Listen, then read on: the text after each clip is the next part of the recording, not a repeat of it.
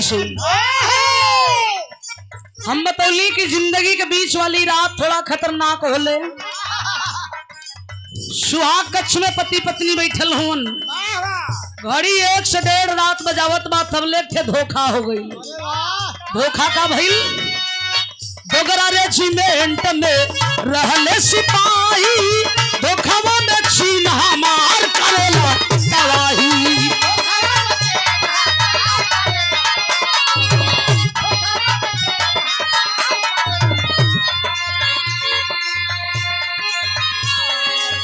तार पाके छोड़ी चल घरवा, देश के दुलारावा हो।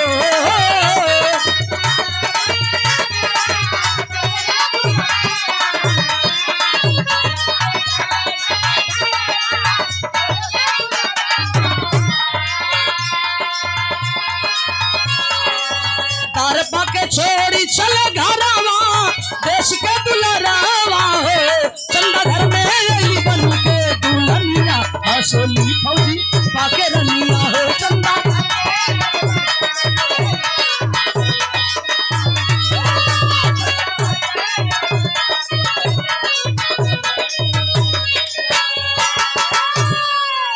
और इस भाव पे, इस लाइन पे प्यार भरा है, पुरस्कार नहीं हमारे लिए आशीर्वाद है।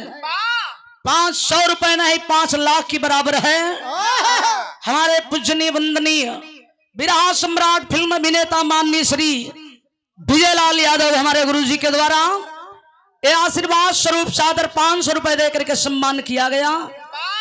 इस भाव पे, उस्ताद के लाइन पे, अब फौजी जवान के भावार्थ पे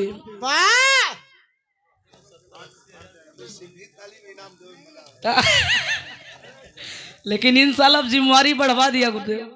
हाँ ए भैया, आखिरकार देख 1:30 बजते बजते रात, सरहद हिंद से तार आया। तार की घंटी चूही घन घनाई, जवान दौड़ कर रिसीव किया, सैल्यूट लगाया। जय हिंद सर, जय हिंद बेटे। शादी हो गई बेटे? जी सर शादी हो गई। बेटे छुट्टियां कैंसिल कर दो, चले आओ सरहद हिंद की हिफाजत में। मेरा मुल्क खतरे में है रे बेटे। तार कटा, फौजी जवान वर्दी कसने लगा। दुल्हन चंदा देखलस, पहली मिलन सिर्फ एक बार भेंट, पति से भइल बा। अब ही दोनों प्राणी बतियोते हुआ तबले तो बाबू तार आके कमोए गड़बड़ हो गल। वर्दी कसते पति के देख के रो पड़ली चंदा कली, ए स्वामी अब ही आप 5 मिनट पहले बतावत रही कि 1 महीना के टोटल छुट्टी बा। 1 महीना भी ना बीतल सैया, ओकरी पहले 5 मिनट भी सही ना बीतल, ओकरी पहले वर्दी कसे लगलो।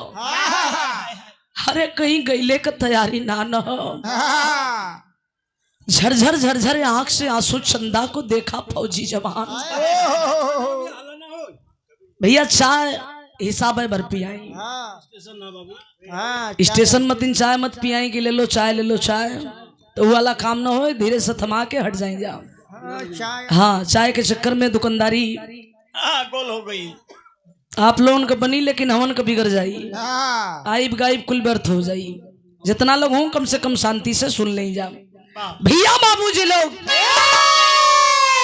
चंदा की तरफ जवान देखा, हट करके आवाज दिया, खबरदार। अरे पगली तुझे गर्व होना चाहिए, तू कोई ऐरू गैरू मर्द की पत्नी नहीं है, बल्कि एक फौजी जवान की पत्नी है। तेरे रो रही है, तेरे आंखों में आंसू है, थी तो गरीब की बेटी, आंख की आंसू पोंछते देर नहीं हुई। आरती का थाली उठौली, पति के आरती देखौली, हाँ माथे तिलक लगौली, कली जा राजा जा, जाओ सैया। जिंदगी जवानी बनल रही, मौज मस्ती ले लेकर बहुत मौका मिली जा। चल दिया फौजी जवान। सुबह रेजिमेंट में पहुंचा, सैल्यूट साहब को सामने जाकर दगाता है। जय हिंद सर, जय हिंद बेटे। आ गए बेटे? जी सर आ गया। आवेश में हो सर, जानना चाहता हूँ मेरी छुट्टियां कैंसिल क्यों कराई गई? खला बेटे ये तू सवाल कर रहा है? अरे पगला, कुछ ऐसे सवाल होते हैं बेटे जो किए नहीं जाते, और कुछ ऐसे भी जवाब होते हैं बेटे जो दिए नहीं जाते। तेरे लिए बहादुर को ही सारा काफी है। समझने में देर नहीं हुई, मेरा मुल्क खतरे में है सर। हाँ बेटे, मुल्क खतरे में है।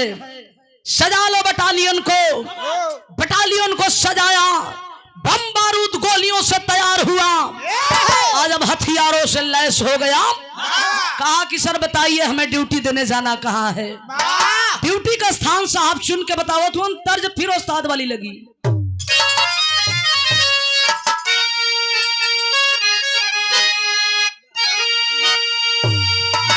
सही हो ए भैया, हमारे उस्ताद के कबो कबो गावेलन। बोला थोड़ा लोग हो के हो ए भैया, कमेटी के तरफ से पियावत हुआ कि अपने दुकानदारी के चक्कर में बेचत हुआ? तो काहे बदेशन करत हुआ? जब बिराहा चलत बा तो रहे दो। जब गवैया ना पी सकेलन तब पब्लिक के पियल बहुत जरूरी नहीं हो। हल्ला कर दो फालतू। जितना चाय वो लोग न पिए हैं उतना हल्ला करी है। बिना मत बिगाड़ा भैया, हल्ला मत करा भैया। चाय आस्ते आस्ते पी लो।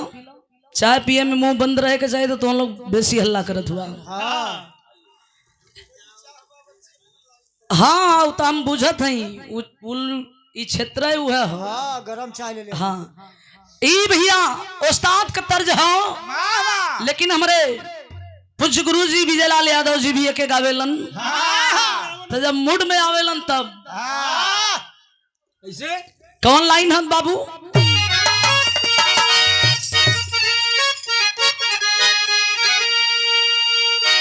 अरे अब ही उमरिया का छोट गोरिया, अरे छोट गोरिया हो काहे रंग ले बारू लाल लाल छोट गोरिया।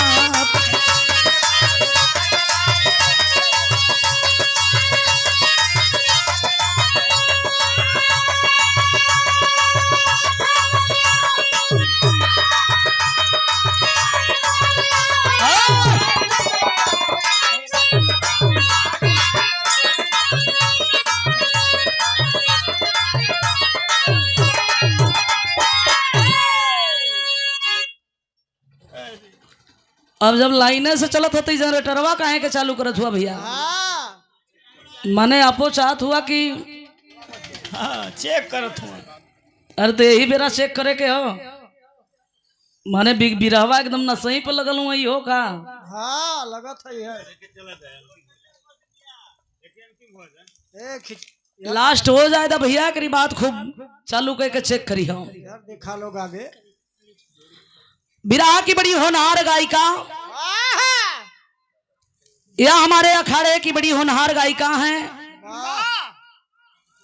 कविता बागी ना? हाँ हो कविता बागी सी। यही दे सागर रुका मंदवा नाम यार हल सागर दा के ऐतिहासिक धरती पावन सरजमी से नाम बहुत दिना से सुनत रही, लेकिन आज 10 बरस सामने से भल सुंदर पुष्पहार पुरस्कार देके हमारा सम्मान कैलिन। हम वैसे भी हम कुछ देवे लायक ना आई। हमारे गुरु भी बैठल हुआ, लेकिन अभी तो हाथ पसार के मुंह मंगते हैं। जिंदगी भर मंगई कोई बुझाता।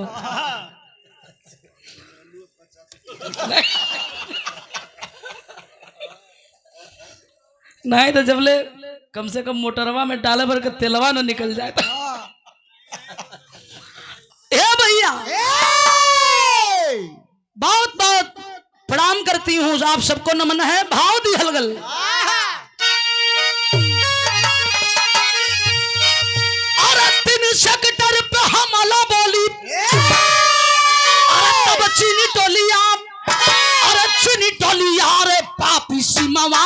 सन सन चलावे गोलियां।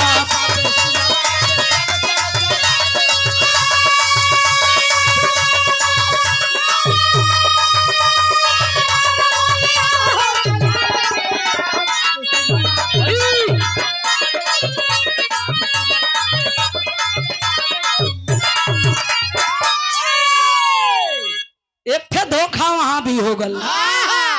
धोखा का भल राजेंद्र बघेला था जाति के गडरिया, अरे दर्रा में फंस गई ले घेरलस अनहरिया।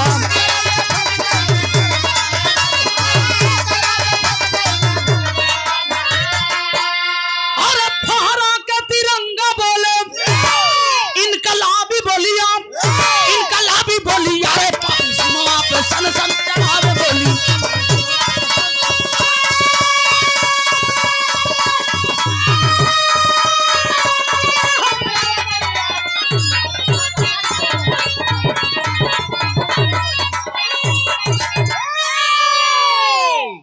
जवान जगह जगह से मोर्चा संभालते रहे। उसी बीच राजेंद्र पाल ने अपनी पैरों तले जमीन पे ध्यान नहीं दिया। दाहिना पैर अचानक दर्रे में फंसा कराहने लगा। जवान लगता है मार दिया जाऊंगा या तो हमारे साथी मार दिए जाएंगे। तत्काल रेजिमेंट में तार किया। जनरल मेजर शैलेंद्र राज तार को स्वीकार किए। बोलो जवान क्या खुशखबरी लाए हो? जवान कहा खुशखबरी कोई नहीं है सर, आतंकियों की टीम भारी पड़ रही है, कुछ और जवानों को भेज दिया जाए वरना मेरे साथी मार दिए जाएंगे।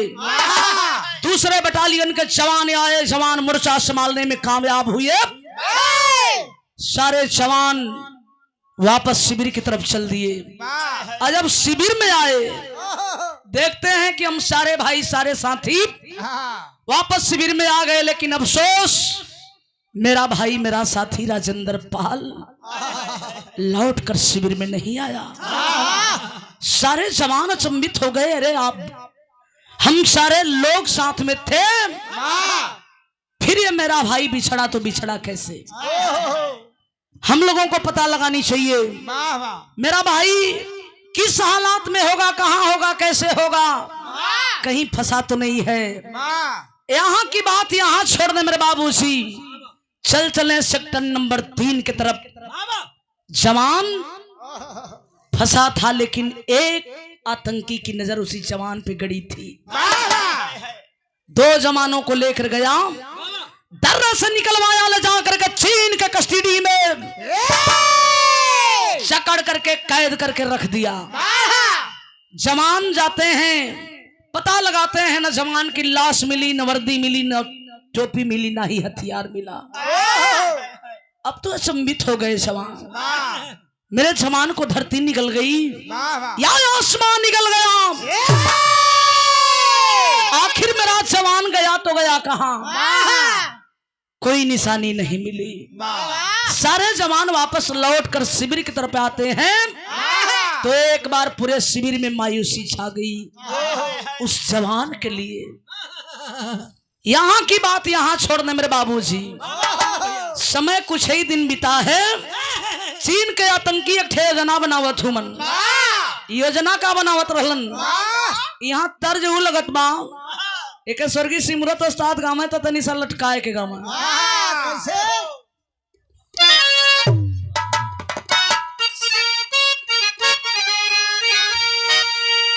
तर्ज है हम। अरे सासु मारे ताना,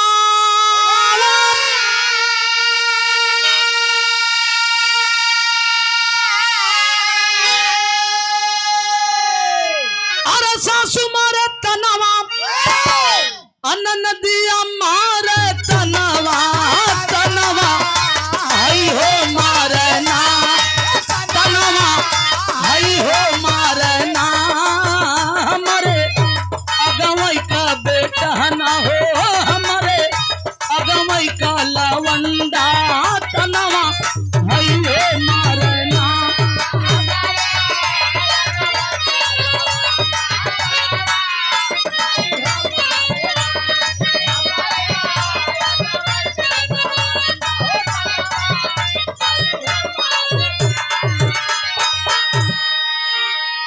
लेकिन बिरहा के अंदर भाव दियल गल जब के उस्ताद हमारे आज भी गावेलन तब बाण मतीन उठा के छोड़ेलन कैसे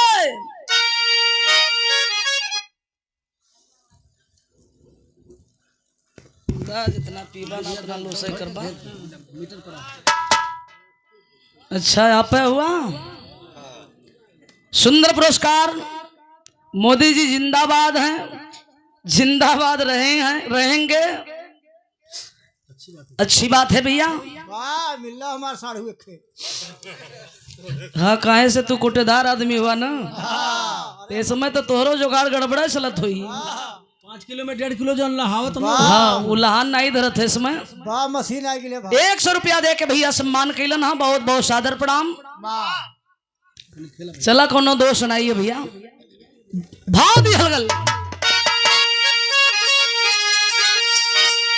अरे जिन्ना जला दवाला अरे जिन्ना जला दवाला अरे भाई जी तले भेसावा देसावा हमारो लूट देसावा तोहरा लूट बना बना पाए भारत के नरेसावा देसावा तोहरा लूट बना।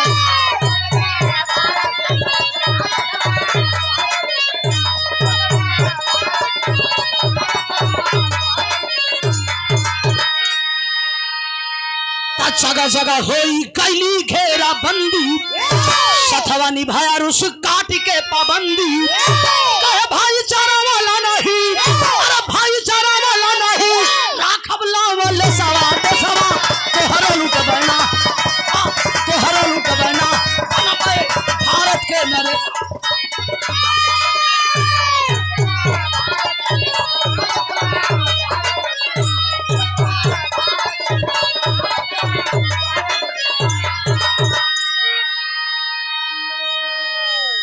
ऐलान कर दिए जब आतंकियों की ऐलान हमारे भारतीय जवान सुनते हैं तो एक ठे आवाज दहलन। कौन आवाज कौन सी आवाज दिए हैं मेरे बाबू बिरहा शैली में भाव हो।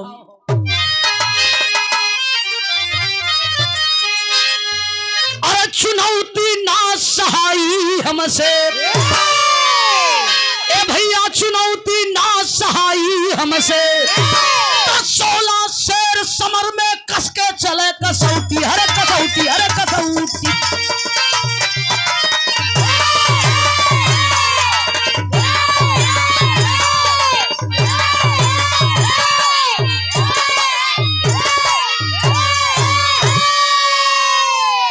चुनौती ना सहाई हमसे ललकार उठी भारत माता और ललकार उठी भारत माता अब क्यों देर लगाते हो।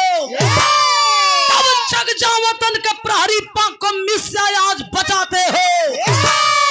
तब पलटन टंक पर इतरा कर पलटन टंक पर इतरा कर मचल उठा है पाकिस्तान। ध्वस्त किया है हमीद हंसकर बोला जय जय हिंदुस्तान।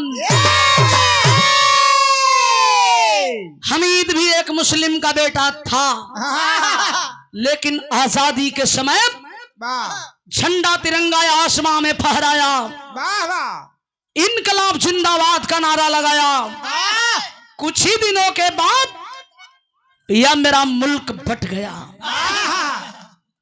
अभी तक जो एक देश बना था मेरे बाबूजी वह 2 देशों में विभाजित हुआ। एक बना हिंदुस्तान दूसरा बना पाकिस्तान। जब मेरा मुल्क बट गया तो आजादी का खुशी के मनौलस उस समय गृह मंत्री के पद पे थे हमारे देश के लौह पुरुष सरदार वल्लभ भाई पटेल। लाहौर में जाकर आजादी का जश्न आजादी का खुशी मनाए लेकिन दिल के अंदर अपने जवानों के प्रति एक संवेदना भी अरे वाह पेश किए हैं। भैया बाबूजी लोग आखिरकार हुआ क्या यही कहानी समाप्त ना भइल हो भैया बाबू लोग। समय धीरे धीरे बीते लगल।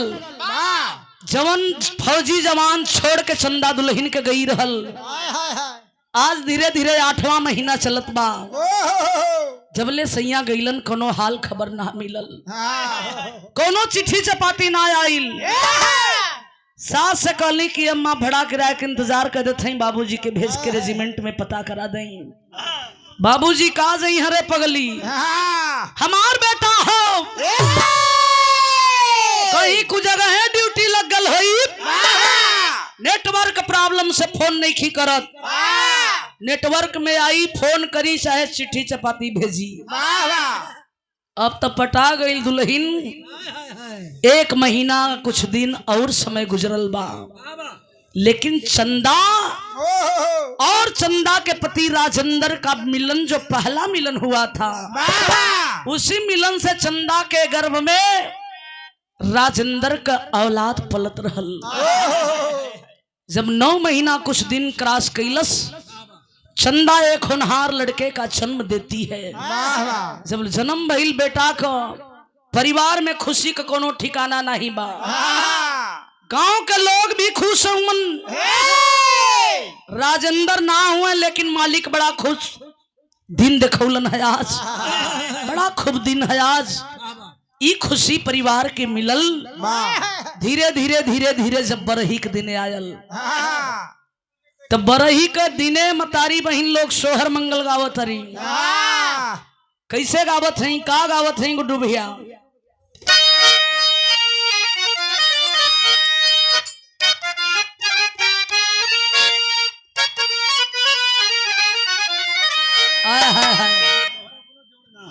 गुड्डू बाबू तोरो कोनो जवाब नहीं हो,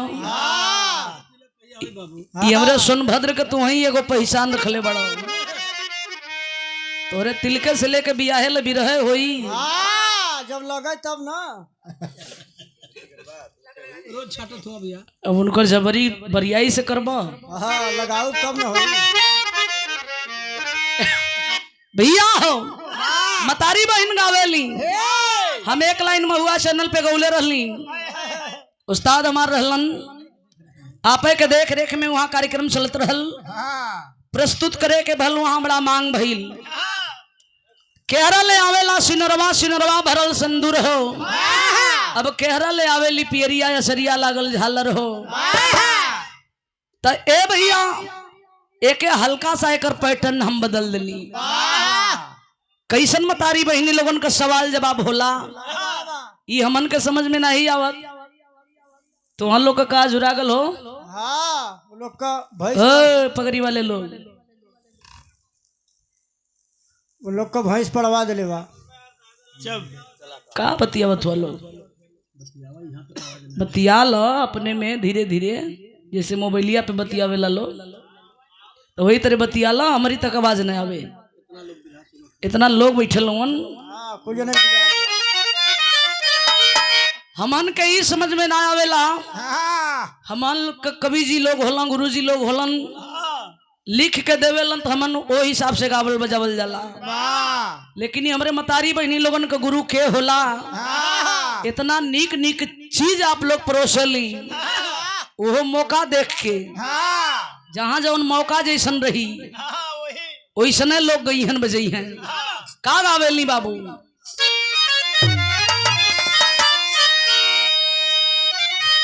अरे मचिया बैठा सासू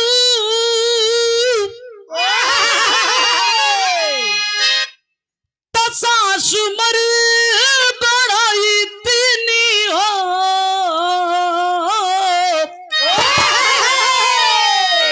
ए बहुअरी कवन कवन फलवा खैलू, होरी लवा बड़ा सुंदर हो।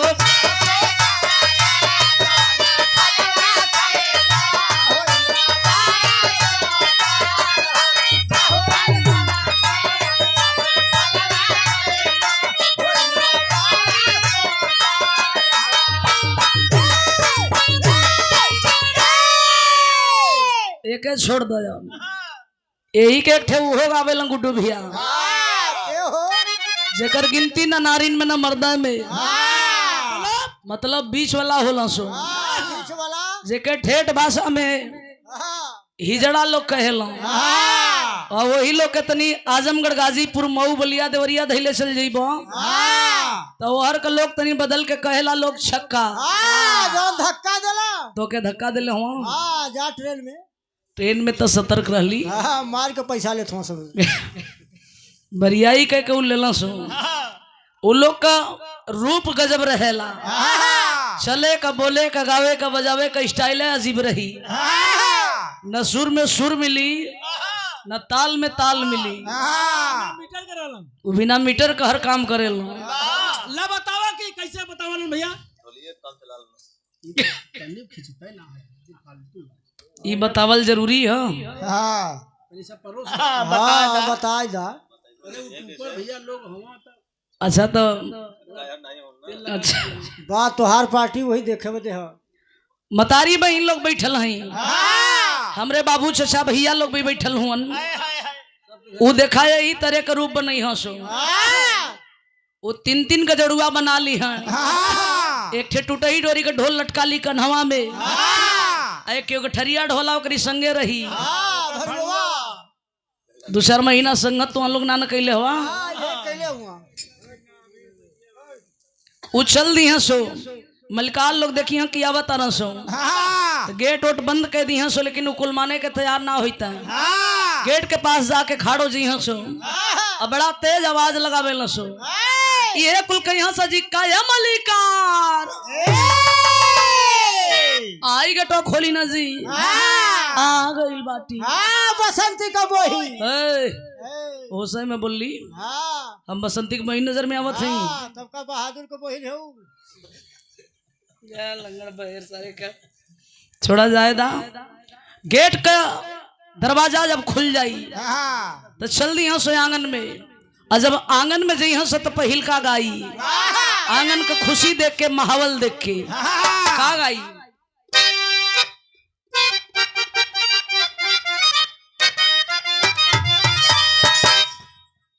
स्नेह बड़ा सुंदर पुरस्कार 100 रुपया देवाले भैया लिखले बाड़ा मोदी योगी मोहन यादव जिंदाबाद जब तक भाजपा है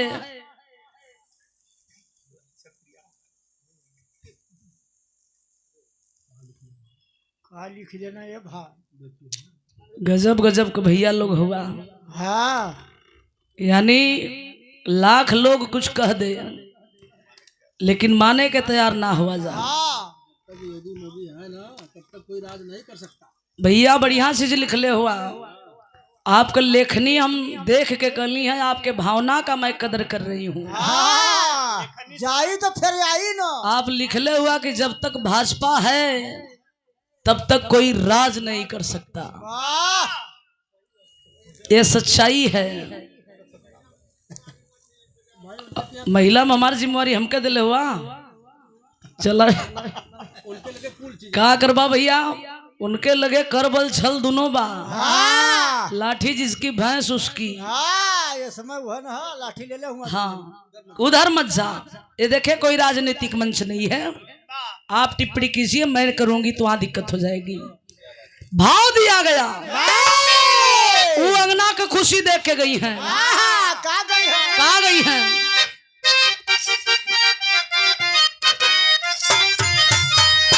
ये गई हन अरे भूवर भूवर बारर होरिलावत भूवर भूवर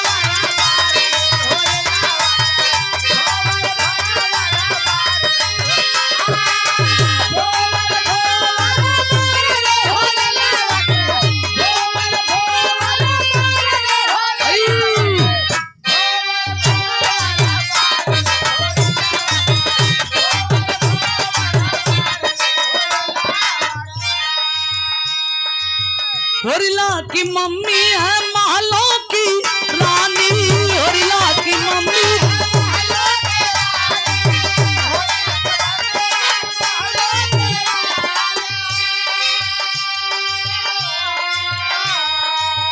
पापा हवे रंगदार रे होरिला के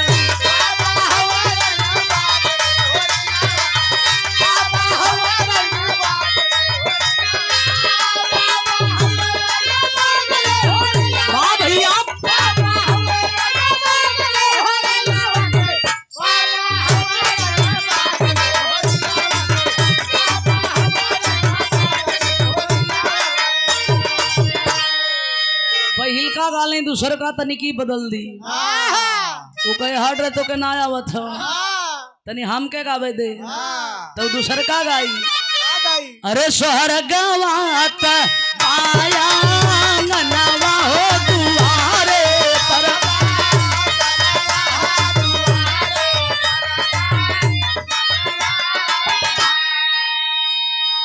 अरे मोरे ललना रे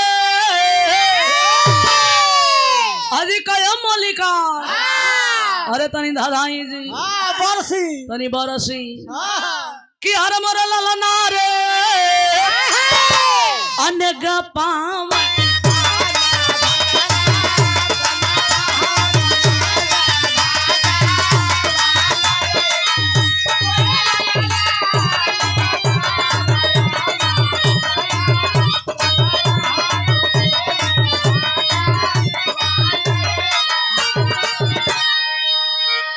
पहिल का गाल नहीं दूसर का तनी निहारी अंगना में सभे बैठल बा सभे आइल बा मास्टर साहब आ गइल लेकिन के नहीं खी दिखा उतनी निहार के गाई लड़का के मम्मा आ गइल हारमोनियम के बड़े सुंदर वादक अपने जमाने के सम्राट वादक परम आदरणीय श्रीमान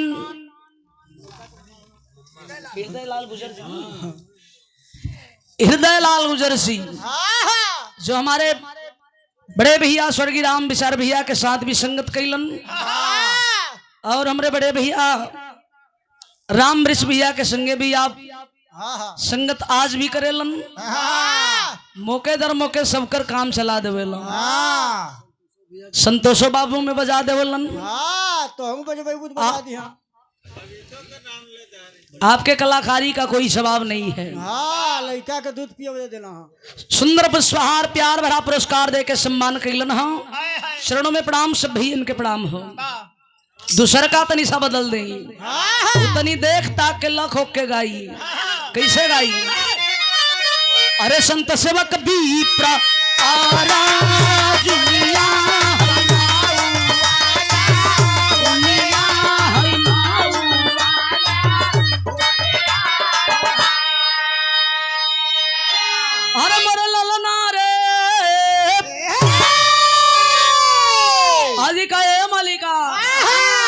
अरे तनी धधई तीन जी तनी बरसी मत बोला हो पेन चाहता तो आस्ते से मांग लो संतोषे दे दी हम पेन भैया हल्ला काहे करत हुआ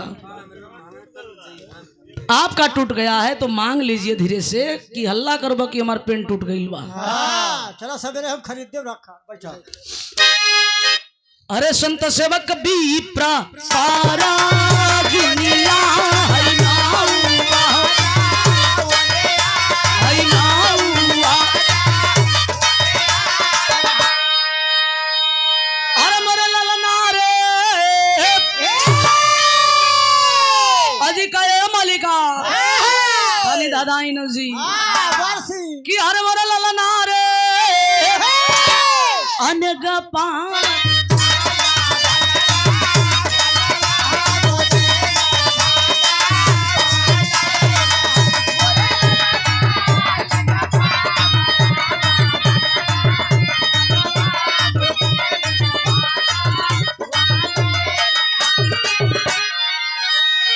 सोहर मंगल बड़ा खुशी में भइल लड़का पले लगल बढ़े लगल 5-6 साल के भइल लड़का का नाम का पड़ल रणजीत पाल बाप के जैसन होनहार बाप जैसा बोलने में बतियाने में पढ़ने लिखने में ब्रिलियंट भी था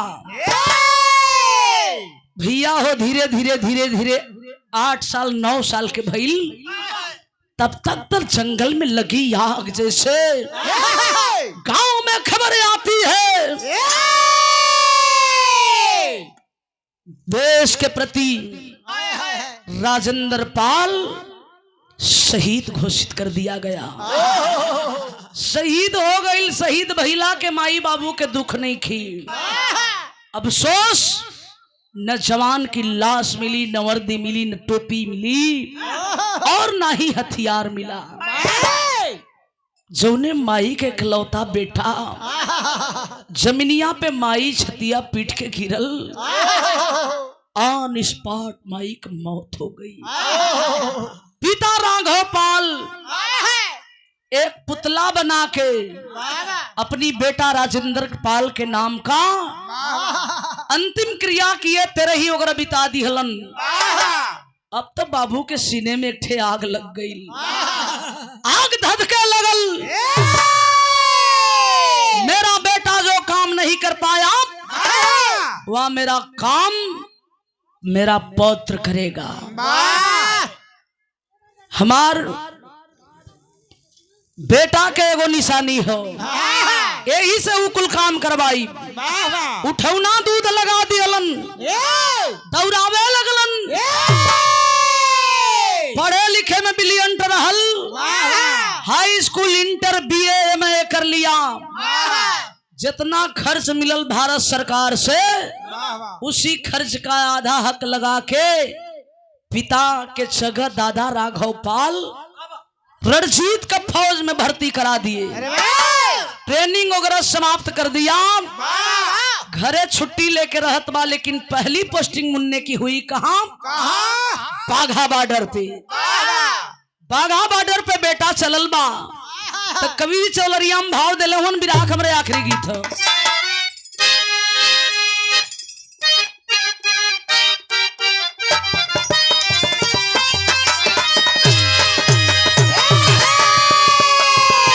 पहले का पुरनिया लोग गावे तो बड़ा रस मिले मास्टर। भैया हमरे स्वर्ग में चले गए, स्वर्गीय राम विचार भैया बड़ा पीस के गावत रहलन। पुरनिया लोग गावे कैसे? बाबा हमें बुलावे पानी, बाबा हमें बुलावे पानी के बहानवा सजनवा कैसे जाई दलनवा।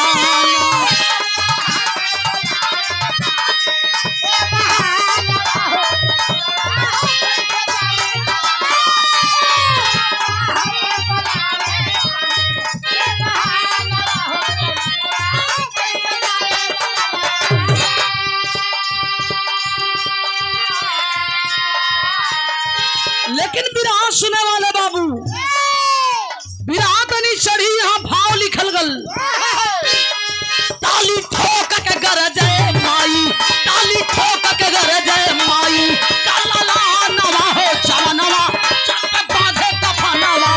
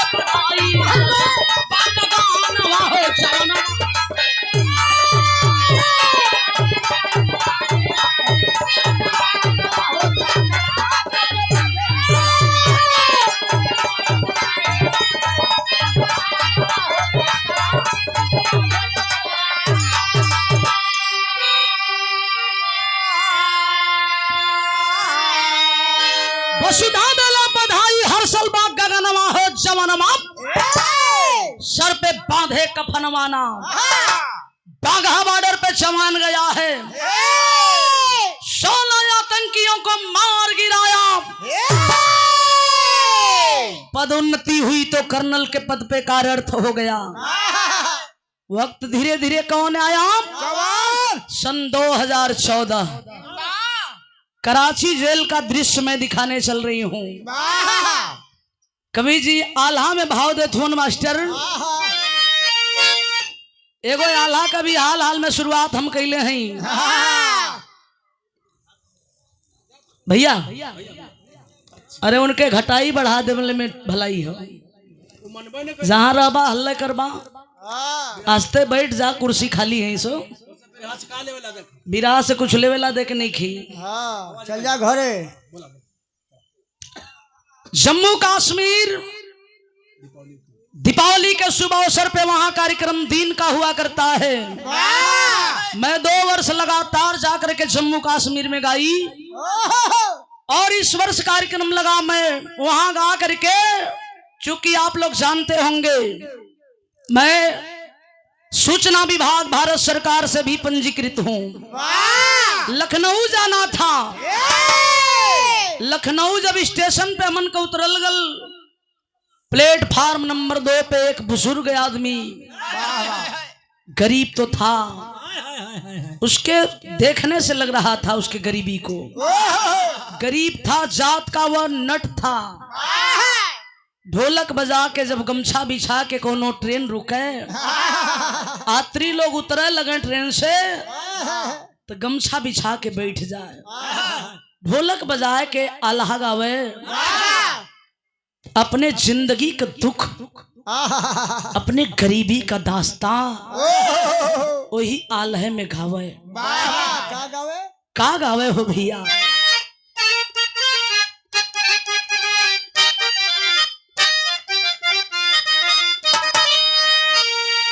ये गावे अरे पूरा परिवारवा पंचो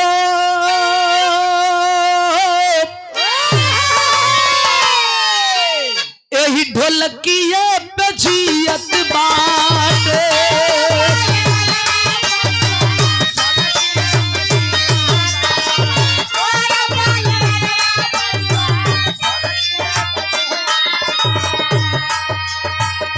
जिंदगी में दूसरे नहीं कैली रोजगार,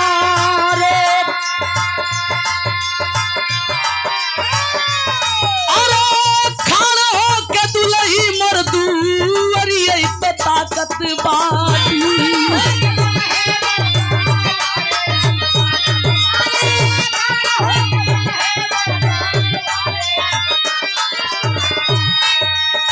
बचवा हमारे करेलन भोजन का इंतजार, अरे किलो तवा दूनो चुनिए नया तत्बाटे।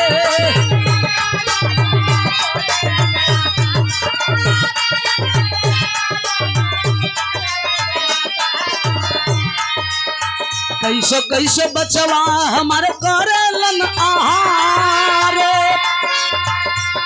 अरे आय हो गोसैया कैसन दिहल गरीबिया।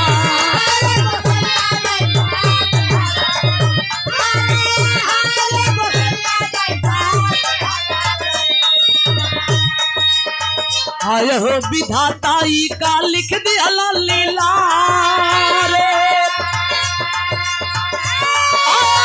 बाबू का मरनवा पंचो वही दिन आवा है।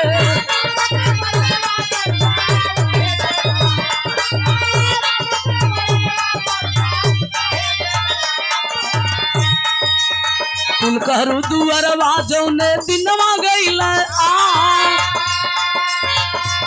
अरे माई का मरनवा भैया वही दिन आवा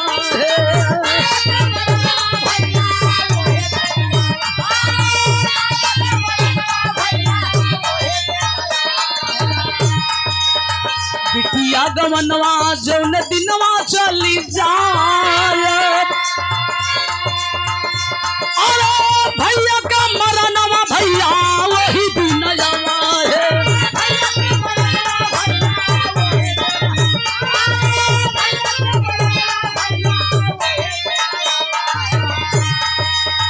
दुश्मन दुअरवा जब कर ललकार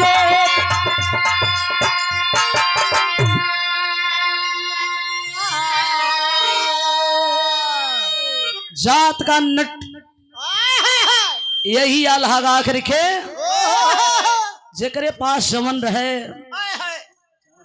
10, 20, 100, 50 भैया सीटी मत मारो। लोग देखे निकल जाए, उसी से उसका परिवार के उसके परिवार का जीविका चल रहा था।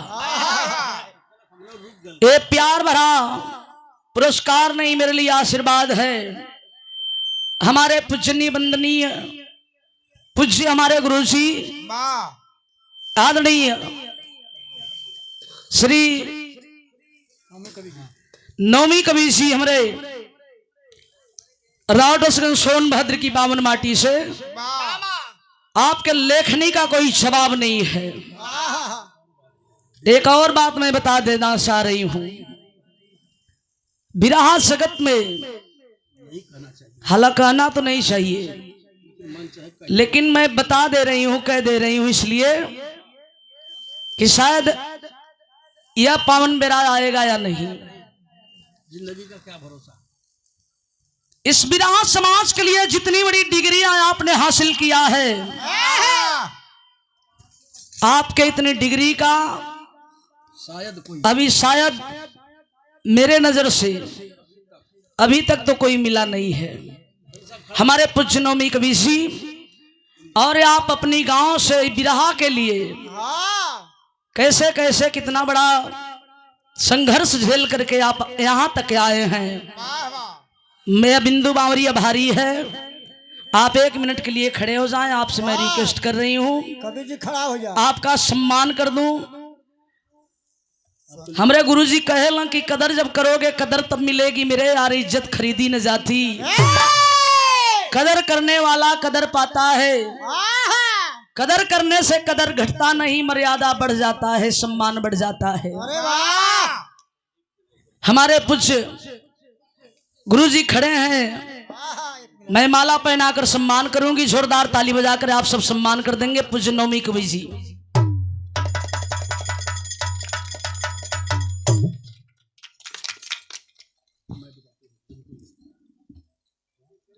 और हमारे अखाड़े के मान सम्मान स्वाभिमान आन बान इस समय विरहा जगत ही नहीं, फिल्म तक, चाहे भोजपुरी हो या चाहे हिंदी फिल्म हो, हर वक्त आप सब देखते होंगे टीवी न्यूज पे, या चाहे भोजपुरी जब आता है टीवी पे। हिंदी फिल्मों में भी कई गाना गुरुजी ने लिखकर कलाकारों से गवाए। हमारे पूजनीय वंदनीय पूज्य हमारे गुरु जी, हमारे गुरु के गुरु परम आदरणीय श्रीमान पूजनीय श्री प्यारे लाल गुरु जी, ये हमारे भी हो भाग्यवान हम यहाँ आइल होती न, शायद आपके शरण का दर्शन भी मिलल हो। वैसे टीवी पर रोजा नाम सुन के हम आराधना कर लेना दिल से। आप गुरुजी से निवेदन करते हैं हम कि आप आ जाइए, आपका सम्मान कर दी। हमारे गुरु को रास्ता दिखाने वाले आप हैं, हमारे लिए भगवान स्वरूप हैं। जोरदार ताली बजाकर आप सब सम्मान कर देंगे।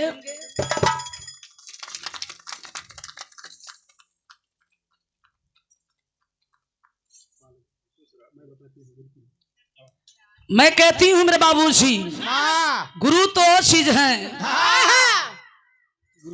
गुरु तुल्य धरती गगन में न दूजा, गुरु तुल्य धरती गगन में न दूजा, कोई देवता पूज्य सागर न होगा। अगर भावना में है गुरु की भी मूरत, कभी उसका जग में अनादर न होगा। सच्ची नियत या लगन भी सही हो, उसे कोई जग में नहीं रोक पाया। जीवन के पथ पे वही शिष्य सच्चा जो कर्तव्य का अपने ज्योति जलाया। गुरु गोविंद दो खड़े काके लागो पाओ, बलिहारी गुरु आपने गोविंद दियो। भगवान से भी ऊंचा दर्जा अगर किसी को दिया गया तो वह है गुरु।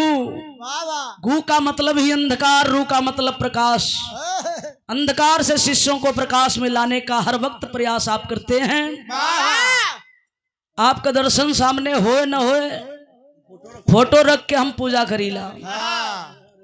आज भी वैसे हालाई खोए के न चाहिए, चूंकि गुरुजी कहिया के जियते अगरबत्ती दिखावे ली तू पगली, हाँ लेकिन दीवार में दूरी रख के फोटो हम अपने दोनों गुरुजी लोगन का और स्वर्गीय रामदेव गुरु जी का हर वक्त प्रतिदिन मैं पूजा करके घर से निकलती हूँ।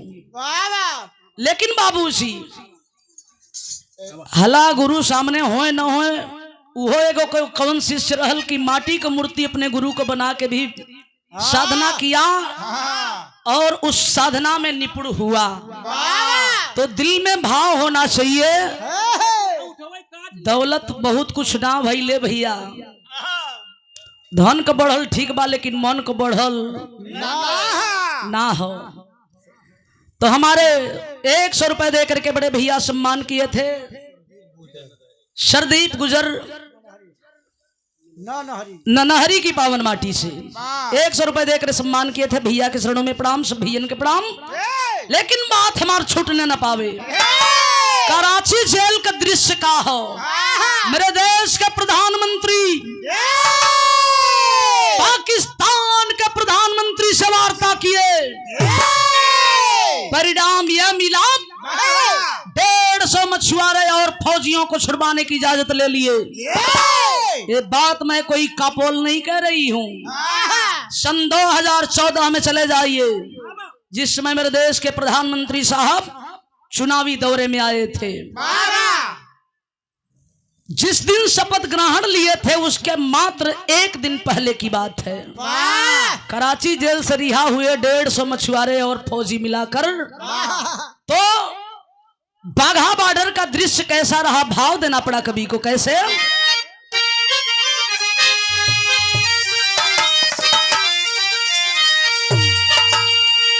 अरे अखियां निकाल काटे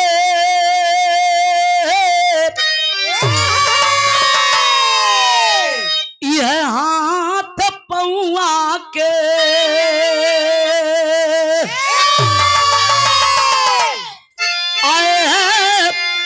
सीबीआई दिहलस खबरिया हो सुना,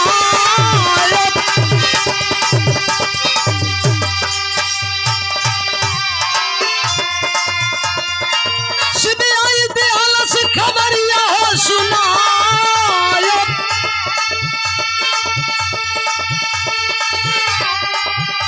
अरे कर्नल रणजीत बाघा बॉर्डर पर रहा,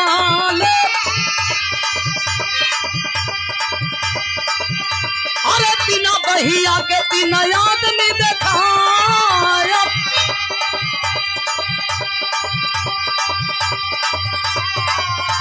दिनेश विश्वकर्मा बाबू रहले सनवा में, अरे गौआ बहरिया बाद गाजीपुर लिखाया, कहना राजेंद्र गाँव दसोली हो बतावाले,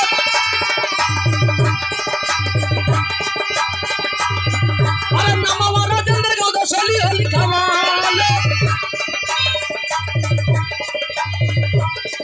अरे गाँव दसोली तब दिया है बताया।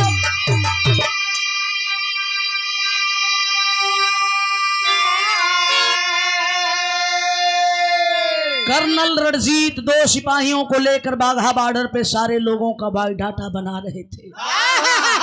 देखते ही देखते सारे के सारे कैदी निकल गए, बचे कितने?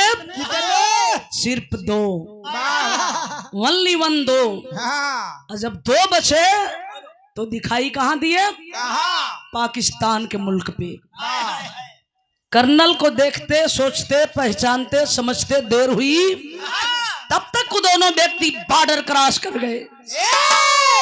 जब अपनी मुल्क पे आते हैं, सिपाहियों से आदमी ने पूछा, भैया आपका क्या नाम है? एक व्यक्ति ने बताया कि श्रीमान मेरा नाम है दिनेश विश्वकर्मा, मैं बहरियाबाद जिला गाजीपुर का रहने वाला हूँ। उसी के कंधे पे एक आदमी बुजुर्ग था, पका बाल, पकी दाढ़ी, पके मूछ, तन की चमड़िया झुलस गई है। भैया दोनों आंख का अंधा था, कंधे पर हाथ रखकर आ रहा था। उस व्यक्ति से पूछ दिया, सिपाही ने कहा कि बाबा आखिर आपका क्या नाम है? उस बुजुर्ग आदमी हाथ जोड़कर गनगन गनगन कांपत बा, कहा कि है बाबू, मेरा नाम जानना चाहते हैं तो मेरा नाम है राजेंद्र पाल। मैं जिला चमोली गांव दसोली का रहने वाला हूं और सन 62 का एक फौजी जवान रहा बाबू। इतनी बात जब कर्नल के कानों में कही, मालूम पड़ल कि कर्नल के पैरों तले जमी खिसक गई। उछल गए चेयर से नीचे, हाथ जोड़कर खड़े हो गए। कहा कि बाबा आप क्या बोले? जिला चमोली गांव दसोली, वाकई वहां के आप रहने वाले हैं? बाबा एक बात बता दीजिए, आपके पिता का नाम कहीं राघव पाल तो नहीं था बाबा? कहा बुजुर्ग आदमी कि हाँ बाबू, मेरे पिता का नाम राघव पाल था, लेकिन आप हैं कौन? कर्नल कहा कि बाबा मैं जवाब दे दूंगा, लेकिन मेरा सिर्फ एक सवाल बचा है बाबा, उसका सत्य जवाब दे दीजिए बाबा। इसके बाद मैं कोई आपसे सवाल नहीं रखूंगा। मेरा यह लास्ट सवाल है, आपके धर्म पत्नी का नाम कहीं चंदा पाल तो नहीं था बाबा? कहा कि हाँ बाबू, मेरे धर्म पत्नी का नाम चंदा पाल ही था, लेकिन आप हैं कौन? कहा कि बाबू, जिस पिता को देखने के लिए ता जिंदगी आंखें तरसती रही, आज मालिक ने दीदार भी कराया। तो ऐसे हालात में पिताजी की मैं आपको देख सकता, लेकिन आप किसी को नहीं देख सकते। कर्नल गले से गले लिपटकर रणजीत पाल रोवे लगलन। रो के कलन किए, बाबू हम वही अभागन चंदा के गोंद के इकलौता दुलारा है, जिनके माई के गोदिया में छोड़ के गई रहला। बाबूजी सारी बात समझ लिया, दिमाग कर्नल का ठनक गया, कहीं ये बुजुर्ग आदमी हमें अपनी बातों में बरगला तो नहीं रहा है। कलाई पकड़ा, धड़धड़ा कर रेजिमेंट में घुसा। बीते हुए इतने दिनों का बायोडाटा निकलवाता है, मिलवाया बायोडाटा, सच्चाई यही साबित हुआ। सन 62 का फौजी जवान राजेंद्र पाल था, लेकिन लापता हो चुका था। बहुत दिन हम लोग छानबीन किए, तलाश किए, लेकिन कोई पता ठिकाना जब नहीं चला तो मजबूरन भारत देश से शहीद घोषित कर दिया गया।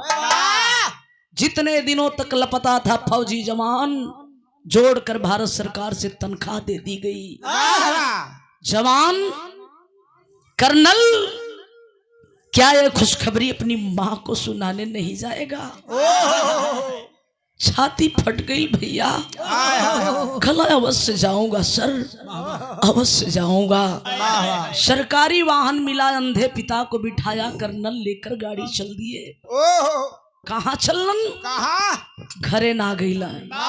रास्ते में माई से फोन कैलन, फोन से बात करत होन, माई हम तो बाबू रणजीत बोलत हैं। माई खुशी में झूम गई। अरे बाबू कहाँ हुआ, कैसे हुआ? कल माई हाल चाल पूछले, बतौले कि हमरे पल्ले टाइम नहीं हो। हमार दूठे बात ध्यान से सुन लो। ए माई हम आवत हैं, लेकिन घरे ना आई, तो है जितना जल्दी हो सके दिल्ली वाली ट्रेन पकड़ के दिल्ली चले आवा।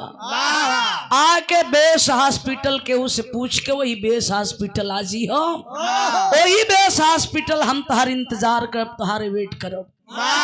माँ सुनी तो बौरहिया पागल न हो गई, जिक्र जिंदगी का एक सहारा हॉस्पिटल बुलावत बा काहे खातिर?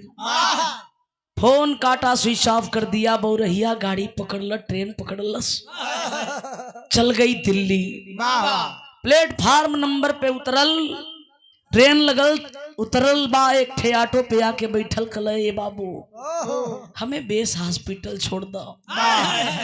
ऑटो वाला लेके आई, लगे रोड पे उतार दिहल, कलश की माही बेस हॉस्पिटल को वही बड़ा सा गेट लगल हो, वही गेट देख के चल जा, उहे बेस हॉस्पिटल बा।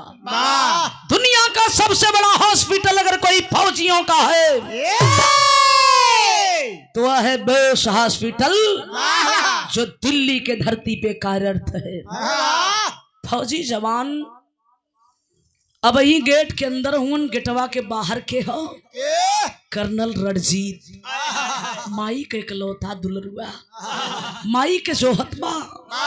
तबला देखलस कि माई गेट के करीब आवे चाहत बा, फट न गई छाती। एक बात मुन्ना कह पड़ा, कौन सी बात कहा? आखिरी भाव,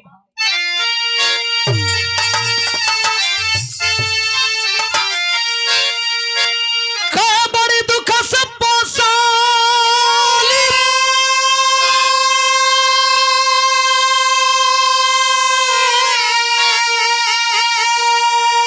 अरे मर मतारी सजाली,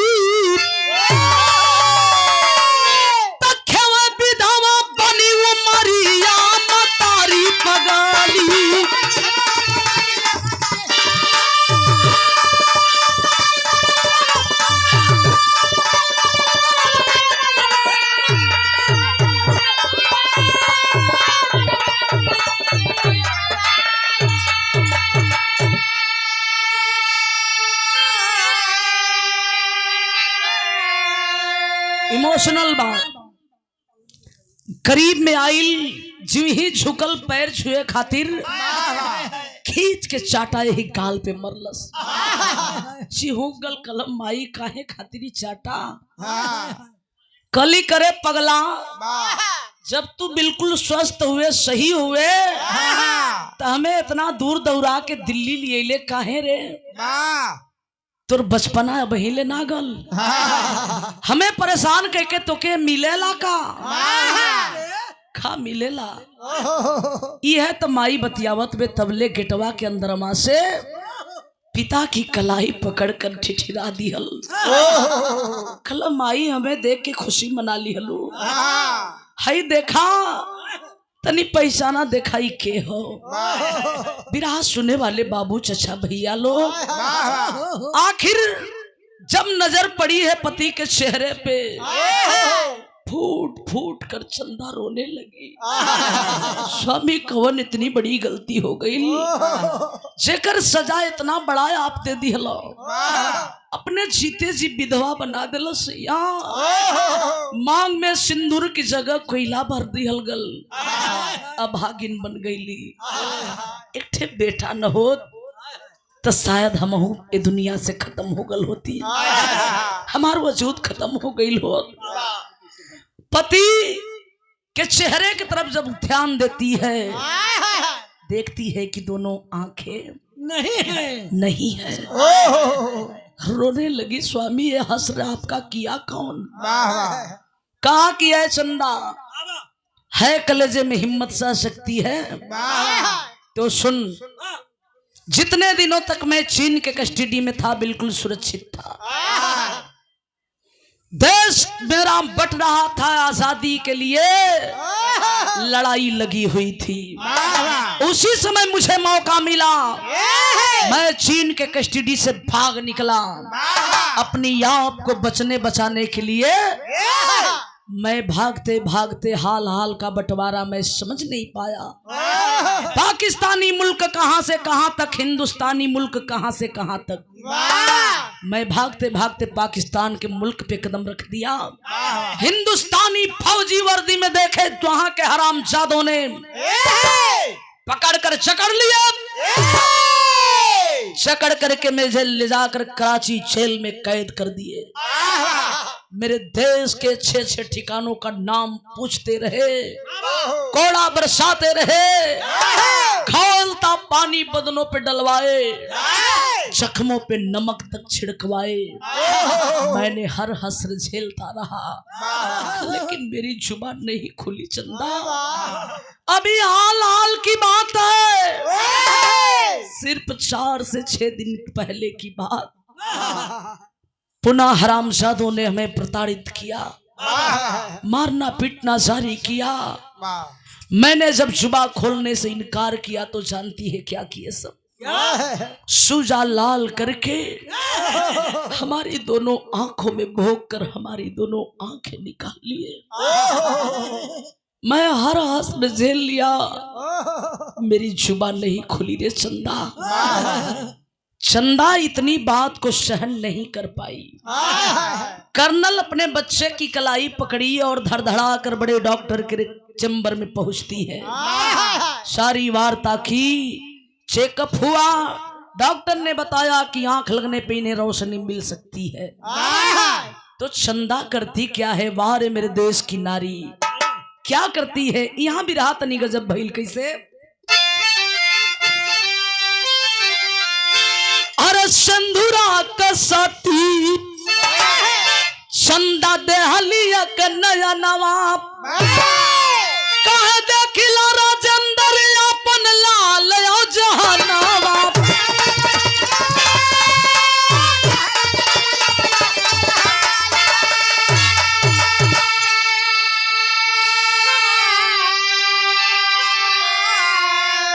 अरे तब उतारे आरती भारती मतारी सजली,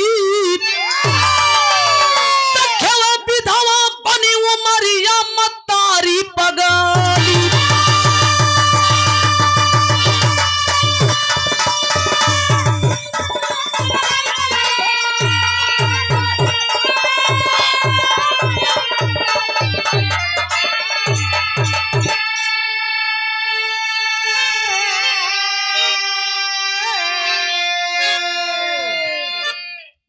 खेवे विधवा बनू मरिया मतारी पगली।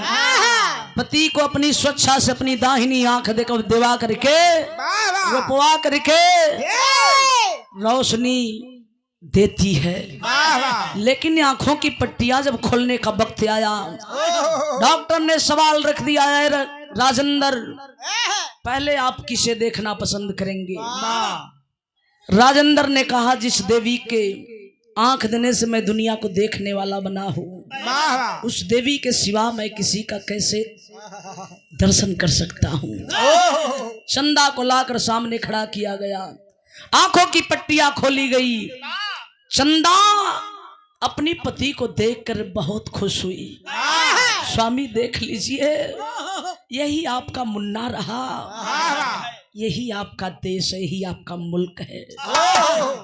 कुछ दिनों के बाद हॉस्पिटल से छुट्टी लिया कर्नल, लेकर छुट्टी अपनी माँ पिता को लेकर गांव दसोली पहुंचते हैं। कुछ दिन माँ पिता का सेवा सम्मान किए, पुनः ड्यूटी ज्वाइन कर लिए।